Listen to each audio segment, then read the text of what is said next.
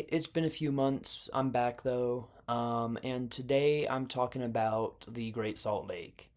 So, the Great Salt Lake is a salt lake that is situated in the Great Basin Desert in Utah. Over the past couple of decades, due to climate change, the mountains that feed the lake have failed to provide enough water to meet our consumption needs in Utah. The government has not imposed restrictions on the use of the lake's water in order to preserve it. Consequently, the lake now faces the risk of disappearing entirely. It is certain that if we don't alter our water usage patterns regarding the Great Salt Lake, that we will destroy both the lake and the surrounding area. The area around the lake was colonized in the 1840s by the Mormon Church. They built dams and canals across the three rivers that flowed into the lake. For 100 years, the rate of consumption matched the rate of replenishment, and there was an ecological balance in the region. In the 1950s, due to the population boom after World War II, the state government started pulling more water from the lake that was going into it.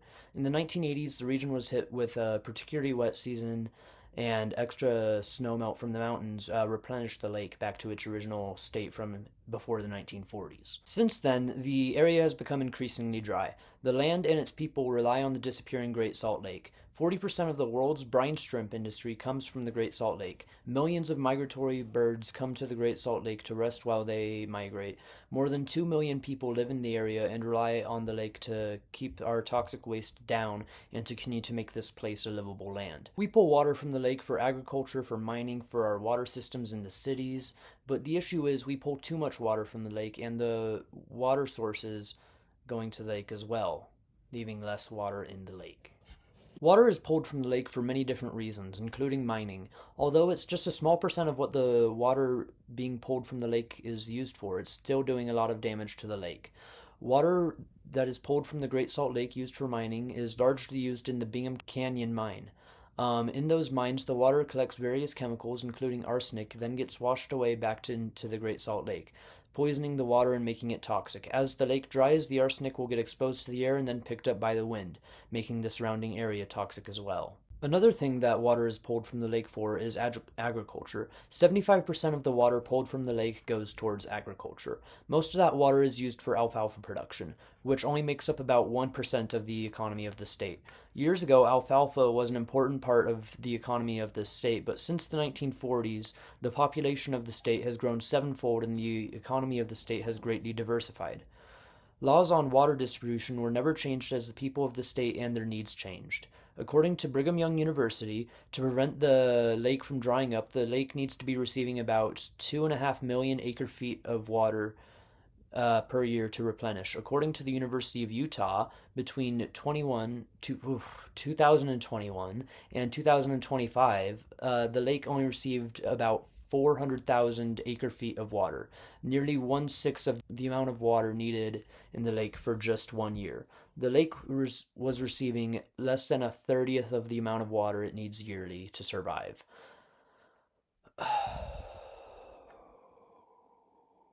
You know? Over 1 million acre-feet of water is lost to evaporation and water being diverted elsewhere every year.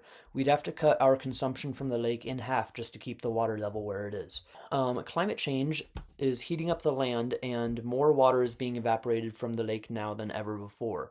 Less water in the lake means no lake effect in the winter, causing less snow, which causes less water to fill the Great Salt Lake the next year. It's a cyclical effect. We pull water from the lake gives us less water until we reach a point where there's no water to distribute anymore. Events such as this has happened a couple of times in the past 100 years. Each and every time it happened, disaster followed in the region. Salton Lake was a small salt lake in Southern California that would vanish and reappear every couple 100 years until in the early 1900s when the Colorado River massively flooded the area in an irrigation accident. It turned the small Salton Lake into the Salton Sea that we know it as today. Water is being pulled from that lake for residential areas and agriculture. The water is used for agriculture washes the plants, then gets sent back into the lake, carrying pesticides to the lake, making it more toxic and salty than it already was. The lake doesn't have a reliable source of new fresh water, so as the lake evaporates, chemicals such as arsenic and salt get exposed to the air, making the entire area around the lake toxic. 1 in 5 people living in the area have lung related health problems because of this. In the 1960s, before all these problems were prevalent, the Salton Sea and the land around it was a popular tourist spot. Concerts were held there, the fishing was good, and there were towns on the coast. Now those towns are off the coast and mostly abandoned. The lake is too toxic for most fish to live in, and few concerts are held in the area anymore. Policies killed the man-made lake, and it was the government that allowed the runoff to flow back into the lake, making it unusable. It was a lack of government conservation efforts that made the lake recede and the area around the lake more toxic. The Salton Sea is a good example of what will happen to the Great Salt Lake.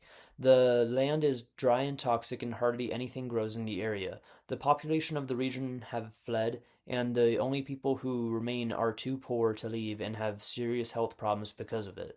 As the Salton Sea is, the Great Salt Lake will become.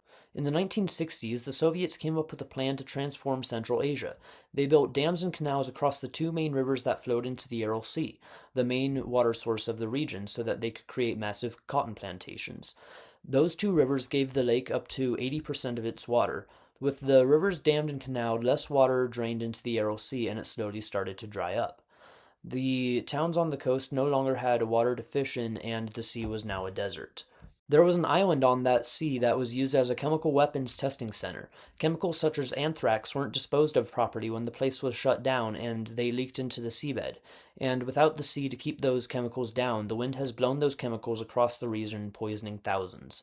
According to an article posted by the United Nations, 3.5 million people live in the area, and they are plagued with lung problems, pregnancy complications, high infant mortality rates, and many more health complications. These health problems were caused by the disappearance of the Aral Sea. This is what will happen in Utah. The resemblance between what happened in Central Asia to the Aral Sea and what will happen in Utah to the Great Salt Lake are eerily similar. In all of those examples, we see governments pulling way too much water from a source for profits from agriculture. In Utah, it was alfalfa, and in the Soviet Union, it was cotton. The Soviets pulled 80% of the water needed for the Aral Sea. According to that same study done at Brigham Young University mentioned earlier, only a third of the water needed for the Great Salt Lake to survive is given by the state government. The dangerous chemicals under the lake beds that have soon or will soon be released to millions living in the area. These two situations are terrifyingly alike. If nothing is done soon, the Great Salt Lake will dry up, and it will be a monstrous disaster when it does. Over 1 million people will be displaced. Thousands will die from arsenic in the lake bed. Utah will become an unlivable wasteland. The government claims to be making changes to fix this potential disaster, but their plans only hasten our homeland's demise, all because they aren't willing to lose out on a bit of money in exchange for long-term environmental stability and safety in the region. There's an election coming up. If you care about this land, vote out the people currently making these terrible decisions about the Great Salt Lake. Vote them out so in 20 years you'll still have a Utah to live in and raise kids in. If these people don't care about saving the lake, they don't care about the land we inhabit or our general well-being. And if they don't care about our homes and our well-beings, then they shouldn't be in power. There are many people who are running for positions of power who genuinely want to save the lake so that they can continue to live here. Vote for them, not for the people in power who only want money and are willing to kill us all for it. Hey, thank you for watching. I plan on doing a part 2 on this because I wrote this script a couple months ago and just haven't gotten to it. And a lot of stuff involving the Great Salt Lake has happened since then. So I will be making a part 2 to this video, pretty soon. Thank you for watching. I'm going to be citing all my sources in the, description. Thank you.